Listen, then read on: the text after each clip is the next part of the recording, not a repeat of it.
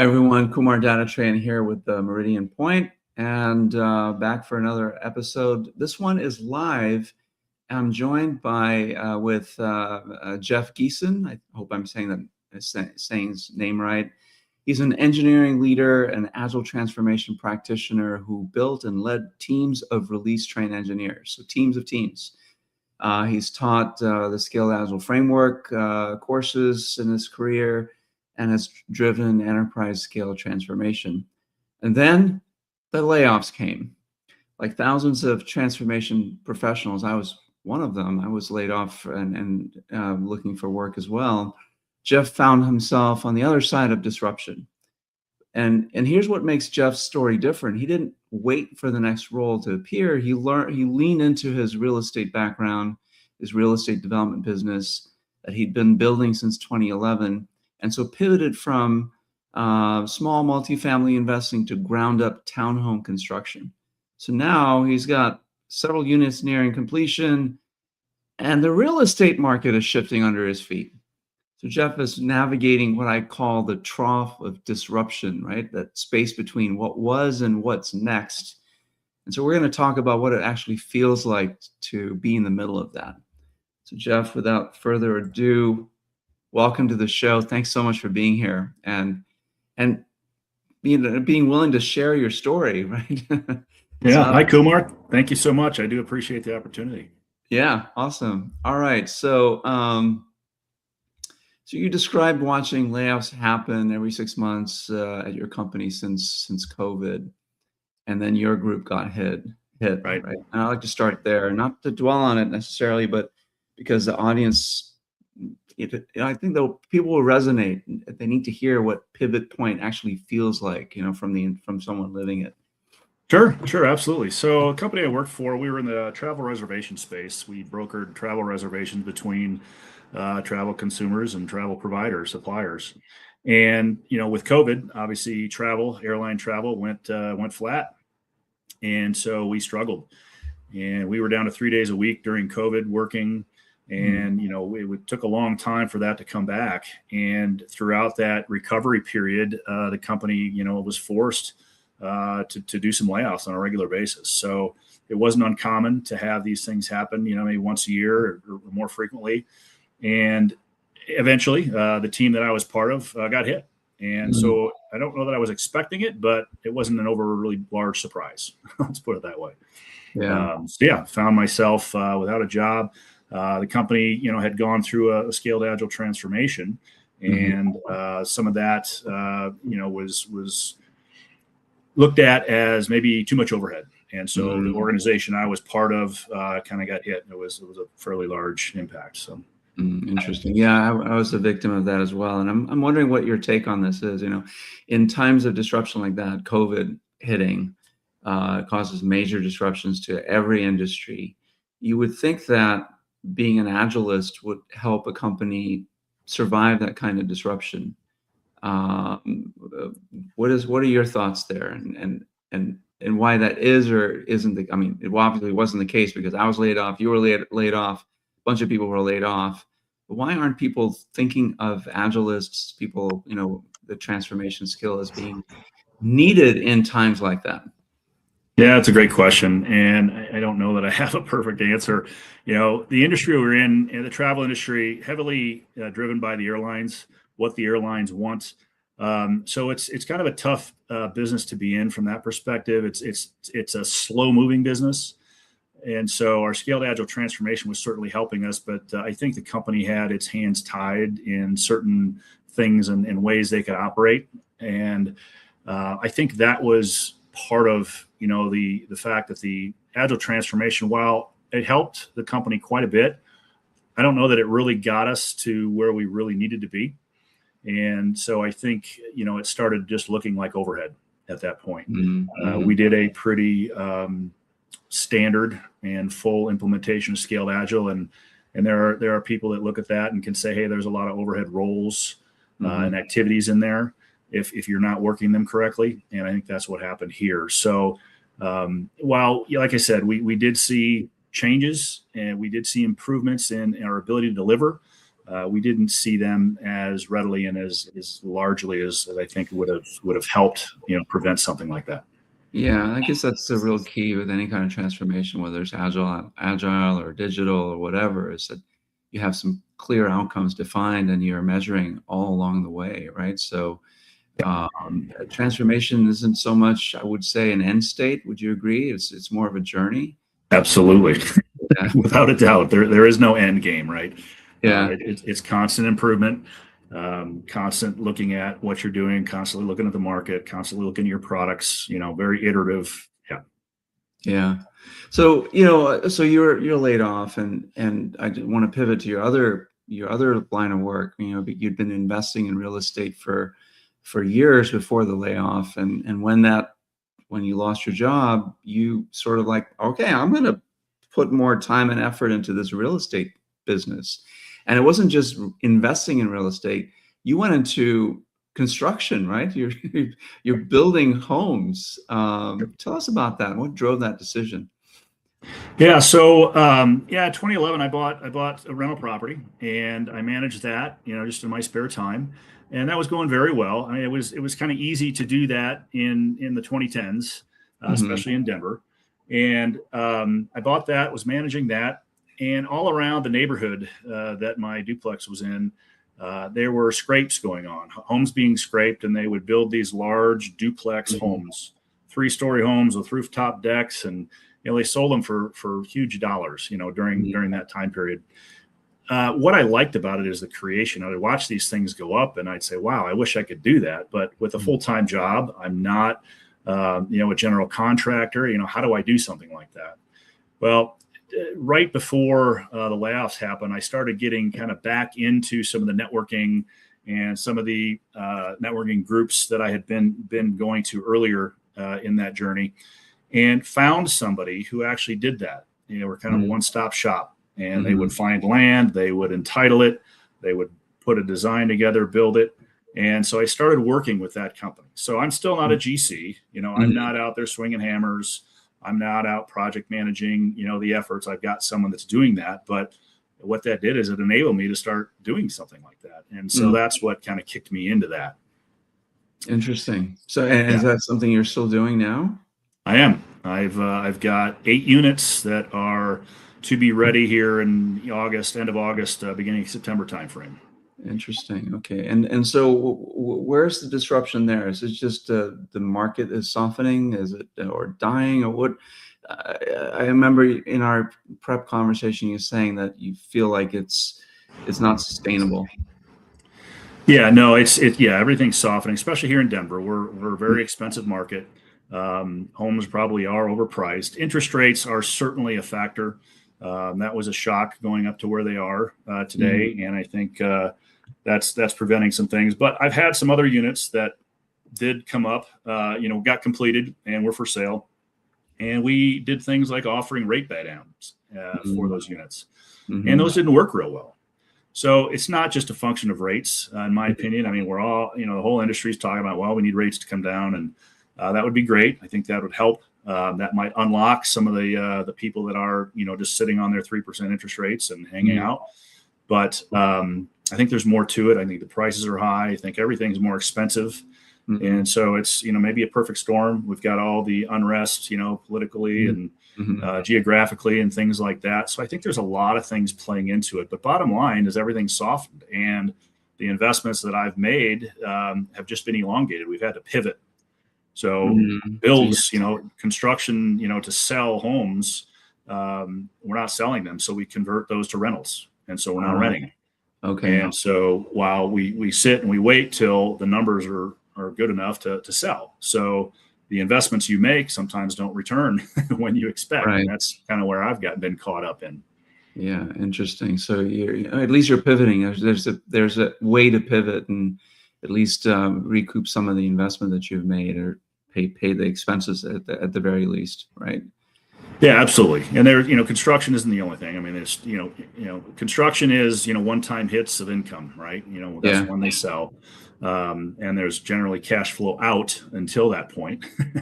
With things like rentals, whether it's small rentals, 2 to 4 units, or commercial 5 and up, you have cash flow. And so there's different markets, there's different ways to invest, and balancing cash flow with big income is probably a better approach. And I kind of moved out of the cash flow and into the development, and maybe that wasn't a good decision, but bottom line, here we are. Yeah. In our prep conversation, you said that you don't feel like the sky's falling, but you do feel like you're in kind of a limbo state.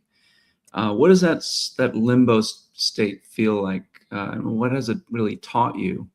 And what do you see differently now that you couldn't see when things were going well? Yeah, absolutely feel like I'm in limbo. I would love to make some more real estate investments, but all my capital that I had allocated for that is tied up. Yeah. I would love to get into some commercial multifamily, 5+ unit apartment complexes, things like that. There's no way you can do that without having some money to put in. Even if you get a group of people, if you syndicate a deal and get investors, nobody's going to give you a loan if you're not participating in that. So, for those types of reasons, I just feel like my hands are tied until some of these other investments come through.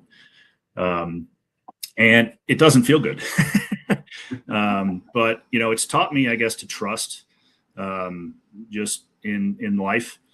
It's really easy to get wrapped around the axle, at least for me, about, oh my God, what if we don't get our investments back? And, what are we gonna do monetarily and things like that? And we've done a great job saving. So, we're not gonna, lose our house or things like that. But it taught me to trust and be a little more confident, manage fear.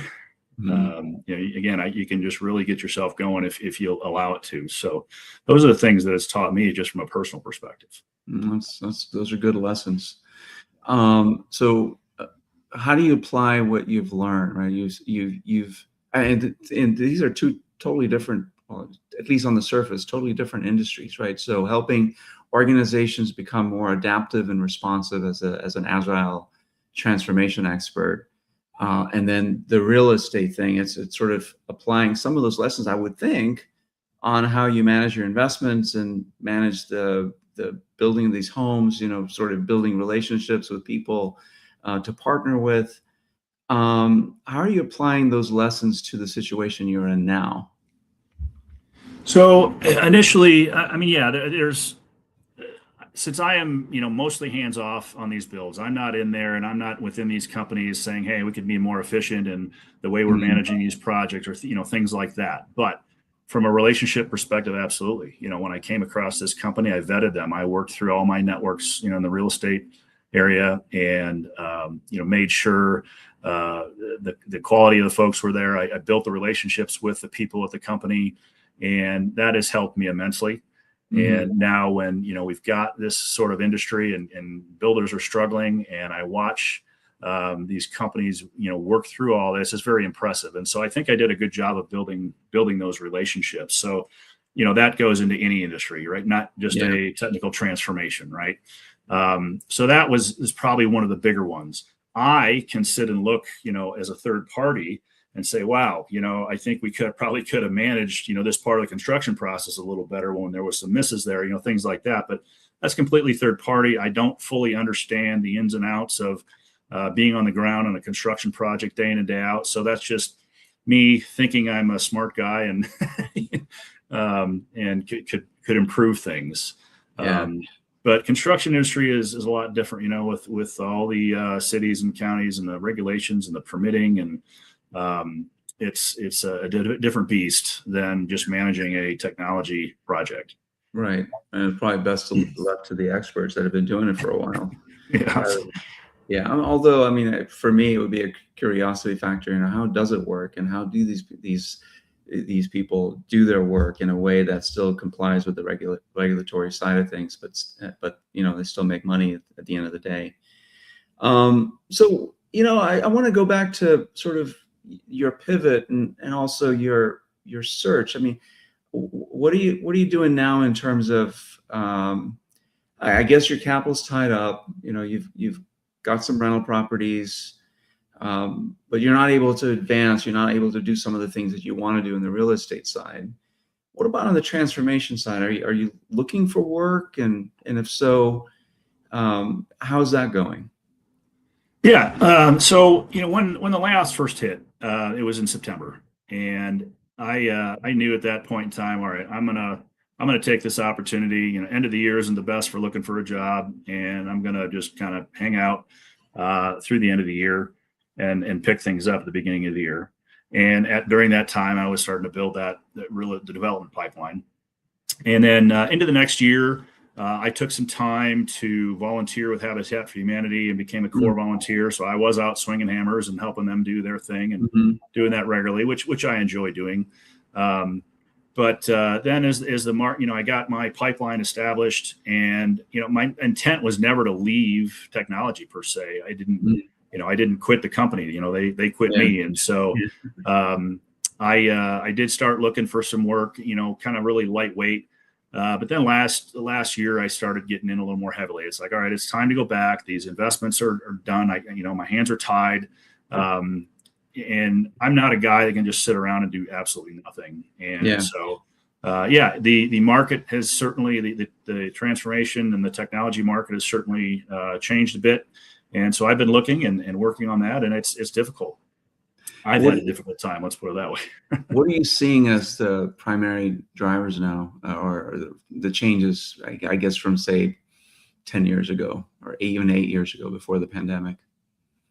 Just how you go about looking for a job and finding a job. I mean, networking is still, critical, but AI has played a big part from what I can tell. I think it's hard to get through to a human being. And these AI ATS systems really pull you out real quickly. And I haven't mastered what they're looking for, quite honestly. And I have tried changing resumes, changing cover letters. I certainly use AI to do a lot of that. I think I've learned a lot about how to use AI in that approach, and making sure that my voice and my experience is integrated into the resumes and the cover letters. But it just hasn't been overly successful. I've networked into companies, and I know people who have helped me out, and I've been through interview processes, but I'm not the only one looking. Yeah. And I was in a situation of interviews and got recommended for a role, and two of the interviewers knew one of the other candidates, had worked with them in the past. Well, it's kind of hard to compete with that, right? So those are the types of situations that I keep finding myself in, unfortunately. Yeah. That's probably has a familiar ring to it for many people that are looking for work right now. Any advice you would give people that are out there looking for work and having to navigate the AI fueled recruitment process?